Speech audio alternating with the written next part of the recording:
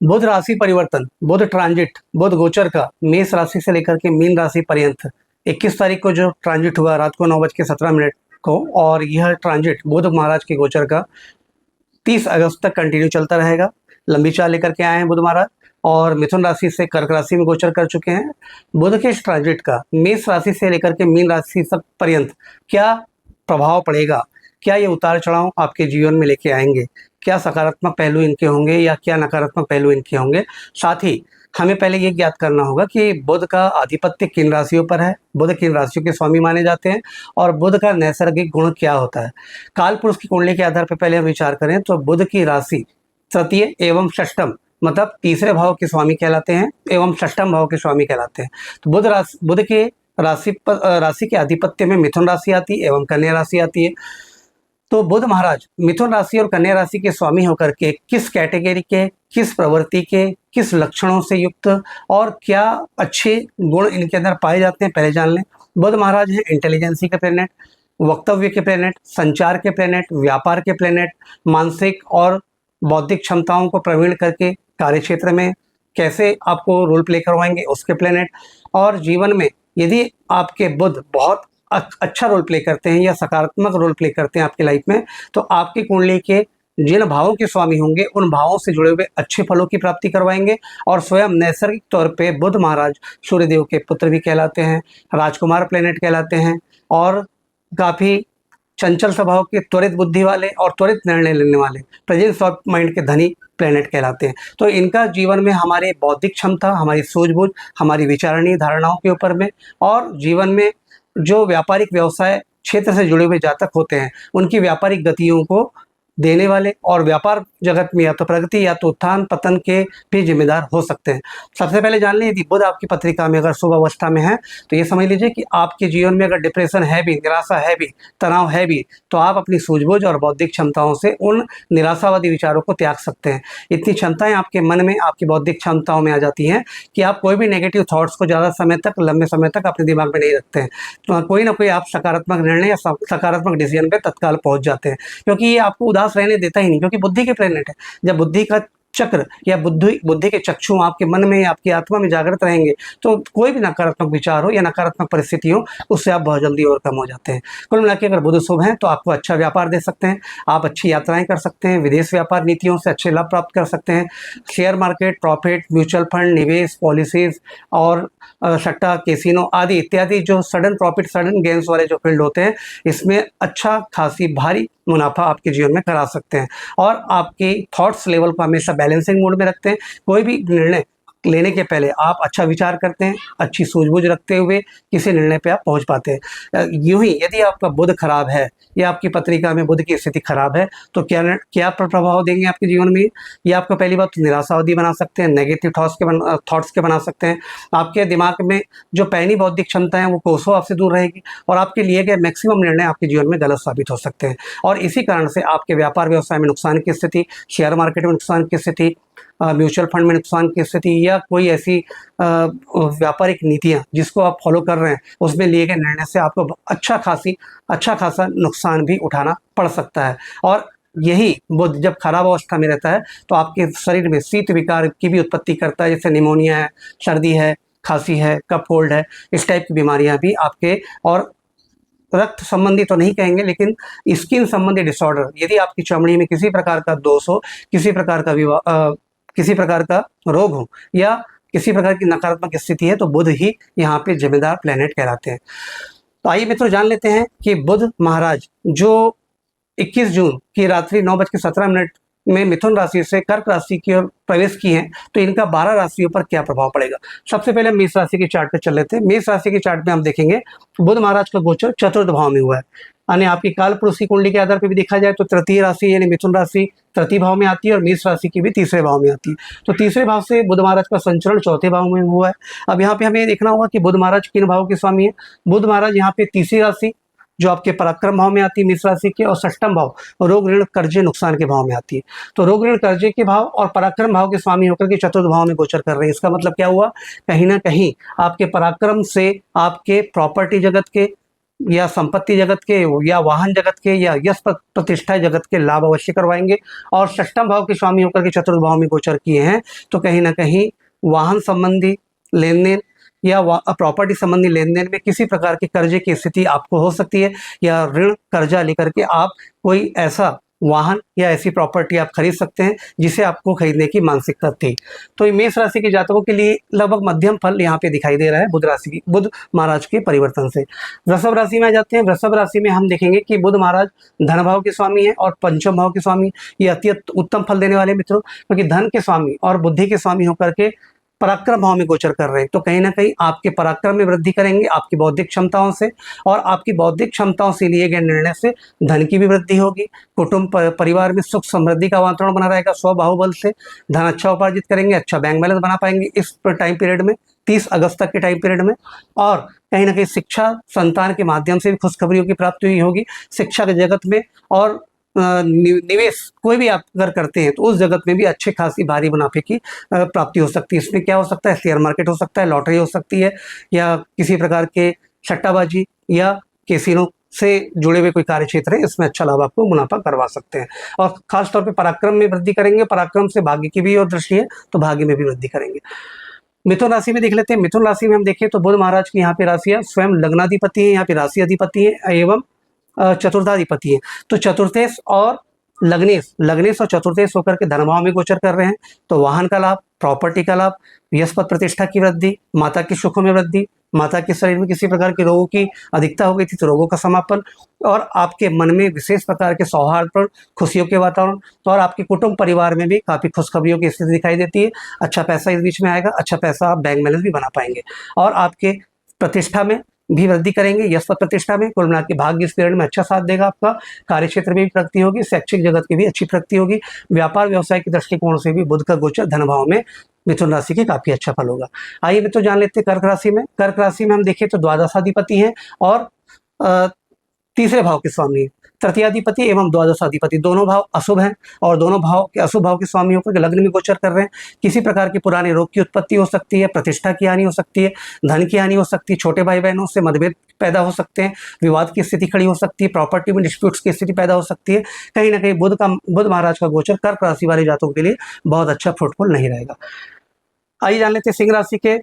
सिंह राशि में एकादश भाव के स्वामी हैं एवं धन भाव के स्वामी है। बहुत सुंदर है सिंह राशि के जातकों के लिए।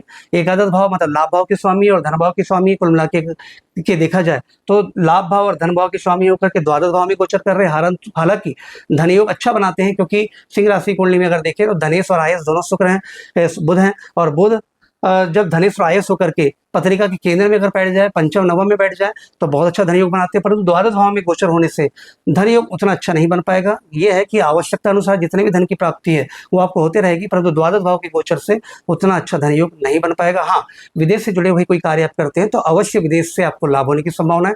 विदेश यात्राओं से लाभ आपको होंगे, और कहीं ना कहीं आपके लिए गए निर्णय इच्छाओं की पूर्ति का भी समय थोड़ा सा कहलाता है, लेकिन जटिलता और दुविधाओं के बाद आपकी इच्छा की सिद्धि का भी योग यहाँ पे बुध महाराज बनाते हैं। लेकिन कुल मिला के देखा जाए तो बहुत अच्छा समय सिंह राशि के जातकों के लिए भी बुध का नहीं रहेगा, क्योंकि स्थान गलत स्थान का चयन करके बैठे हैं और स्वामी अच्छे भाव के हैं। अब हम देख लेते हैं कन्या राशि। कन्या राशि में बुध महाराज का अधिपत्य है दसम भाव एवं लग्नाधिपति। बहुत सुंदर भाव है। कन्या राशि के लग्नाधिपति भी बुध है और दसमाधिपति भी बुध है, और बुध एकादश भाव में गोचर कर रहे हैं। एक तो लग्न का 11वें भाव में गोचर, लग्नेश का 11वें भाव में गोचर, और दसमाधिपति का अपने से दूसरे 11वें भाव में गोचर। धन, कुटुंब, परिवार, प्रतिष्ठा, धन या व्यापार व्यवसाय, कैरियर जगत में बहुत ज्यादा प्रगति, अच्छे खासे धन लाभ की स्थिति दिखाई देती है। शैक्षिक जगत के सारे उद्देश्य पूरे होते हैं। परिवार में सुख सौहार्द का वातावरण बना रहेगा, प्रतिष्ठा अच्छी बनी रहेगी, शरीर के रोग गायब होने लगेंगे, और अच्छा खासा योग अभी बुध कन्या राशि के जातकों के लिए बुध का फल यहाँ मिलेगा। विभिन्न प्रकार के संचार के माध्यम से, यात्राओं के माध्यम से विशेष प्रकार के धन लाभ आपको लगातार होते रहेंगे। कन्या राशि के जातकों के लिए बुध का गोचर अच्छा है। तुला राशि की बात कर लेते हैं। तुला राशि में आप देखेंगे कि भाग्याधिपति हैं और द्वादशाधिपति हैं, तो कहीं ना कहीं मध्यम फलों की प्राप्ति होगी। भाग्याधिपतियों के दसम भाव में गोचर कर रहे हैं तो विदेश यात्राओं से लाभ हो सकते हैं। उच्च शिक्षा के लिए किए गए प्रयासों से लाभ होगा। पिता के माध्यम से विशेष सुख सहयोग की प्राप्ति होगी। विशेष धन प्राप्ति भी हो सकती है इस बीच में। व्यापार व्यवसाय के लिए कोई लिया गया निर्णय विशेष सफल साबित होगा। कैरियर में प्रमोशन, नौकरी में प्रमोशन, पदोन्नति का योग दिखाई दे रहा है। और चतुर्थ भाव में दृष्टिपात करेंगे तो वाहन, भवन, भूमि से, संपत्ति से भी विशेष प्रकार के लाभ की प्राप्ति होगी। परंतु कहीं ना कहीं हॉस्पिटल के चक्कर, कहीं ना कहीं शरीर में किसी प्रकार के रोगों की उत्पत्ति, व्यर्थ के व्यय, व्यर्थ के खर्चे भी बहुत ज़्यादा बढ़ सकते हैं, व्यर्थ की हानियां हो सकती है। कहीं ना कहीं शोभग्रस्त और क्षोभग्रस्त भी आप रह सकते हैं। कुल मिला के मिला जुला फल तुला राशि के जातकों को यहाँ पे मिलेगा। आइए जान लेते हैं वृश्चिक राशि। वृश्चिक राशि में हम देखें कि बुध महाराज अष्टमेश भी हैं और एकादशी से, यहाँ भी मध्यम फल की प्राप्ति होगी। अष्टमेश का बहुत अच्छा फल नहीं है। अष्टमेश होकर के आपके नवम भाव में गोचर कर रहे हैं, तो कहीं ना कहीं भाग्य में रोड़े अटकाने का काम, भाग्य में दुविधा, भाग्य में तकलीफों को अटकाने का काम। हाँ, लेकिन किसी रिसर्च पॉइंट में, किसी नई खोजबूझ या किसी नए अनुसंधान या कुछ नई चीज सीखने का समय बहुत अच्छा है। अगर कोई नई चीज का आविष्कार आप करना चाहते हैं, नई चीजों को आप जानना चाहते हैं और उसको व्यापार में प्रवृत्त करना चाहते हैं, तो बुध महाराज विशेष सपोर्ट करेंगे आपको यहाँ पे।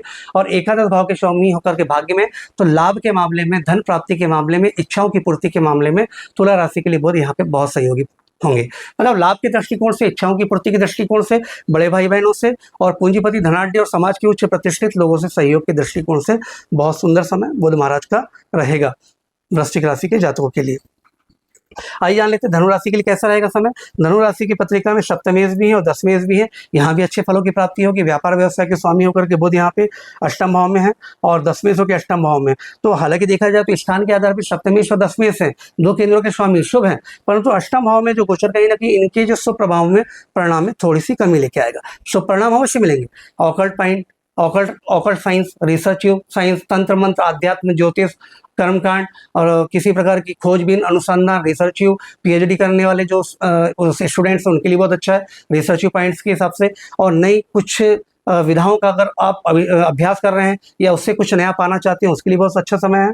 और कहीं ना कहीं इस बीच में जमीन से जुड़े हुए धन की प्राप्ति, जमीन से जुड़े हुए कोई कार्य व्यापार से जुड़े हुए हों, किसी प्रकार की जमीन से जुड़े हुए पदार्थों से प्राप्ति होने वाले तत्वों से विशेष लाभ की स्थिति। और दसम भाव के अष्टम भाव में चले जाने से कहीं ना कहीं थोड़ा सा कार्य क्षेत्र में रुकावटों की स्थिति का सामना भी करना पड़ सकता है। उच्चाधिकारियों से संबंधों में थोड़ा सा जटिलताओं की सामना करना पड़ेगा। थोड़ा सा कार्य क्षेत्र में मंदी की स्थिति दिखाई देगी। आइए जान लेते हैं मकर राशि। मकर राशि में हम देखें तो बुध महाराज की राशि षष्टमेश की भी है और यहाँ पे भाग्येश भी, यहाँ मध्यम फल की प्राप्ति होगी, कुछ अशुभ कुछ शुभ। एक तो क्या हुआ कि षष्टमेश होकर के सप्तम भाव में गोचर कर रहे हैं, तो दाम्पत्य जीवन को थोड़ा सा कष्टप्रद बनाने का प्रयास करेंगे, जीवन साथी के स्वास्थ्य को खराब करने का प्रयास करेंगे, कहीं ना कहीं रोगों की उत्पत्ति का भी योग। और व्यापार व्यवसाय में जो अच्छी खासी तीव्रता तो बहुत दिखाई देगी, लेकिन उतना मनोवांछित प्रॉफिट या उतना मनोवांछित लाभ आपको नहीं नजर आएगा।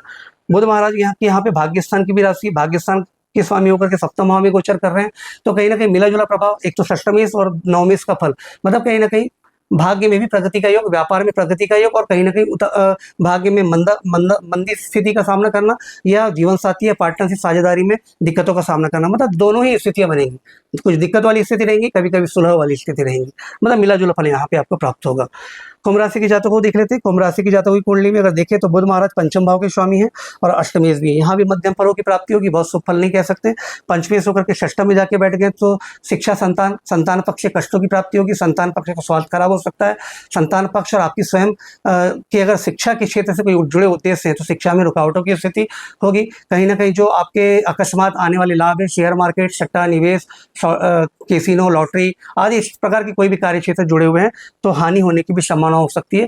किसी प्रकार के ऋण कर्जे की स्थिति भी बन सकती है नुकसान की अवस्था में। और यहाँ पे बुध महाराज अष्टम भाव के स्वामी होकर के षष्टम भाव में, तो यहाँ पे विपरीत राज्यों की स्थिति दिखाई दे रही है। अष्टमेश का षष्टम जाना बहुत बड़ा राज्यों के अकस्मात बड़े धन लाभ की स्थिति, पहले घाटा, पहले नुकसान, पहले विपत्तियों की स्थिति पैदा करेंगे, उसके बाद अकस्मात बड़े बड़े लाभ भी देंगे। मतलब कहीं ना कहीं सडन प्रॉफिट आपके जीवन में हो जाएंगे, अकस्मात लाभ की स्थिति बनती चली जाएगी। और जब आपको ऐसा महसूस हो रहा है कि अब हम डूबने जा रहे हैं या हम नुकसान में जा रहे हैं, उसी समय में काया पलट हो जाएगा, अकस्मात आप उबर करके आसमान की ऊंचाइयों को फिर से पुनः छूने लग जाएंगे। कुल मिला के गोचर अच्छा है, मध्यम से अच्छा है। हम जान लेते हैं मीन राशि के जातकों के लिए बुध महाराज की राशि परिवर्तन क्या फल होगा। बुध महाराज यहाँ पे आप देखेंगे कि चतुर्थ भाव के स्वामी है और सप्तम भाव के स्वामी काफी अच्छा फल देंगे, बहुत अच्छा फल देंगे। चतुर्थेश और सप्तमेश होकर के पंचम भाव में गोचर कर रहे हैं। व्यापार व्यवसाय माता भवन भूमि प्रॉपर्टी जमीन जायदाद संपत्ति का अच्छा योग और व्यापार व्यवसाय साझेदारी पार्टनरशिप और जीवन साथी से अच्छे लाभ की उम्मीद आप यहाँ पे कर सकते हैं।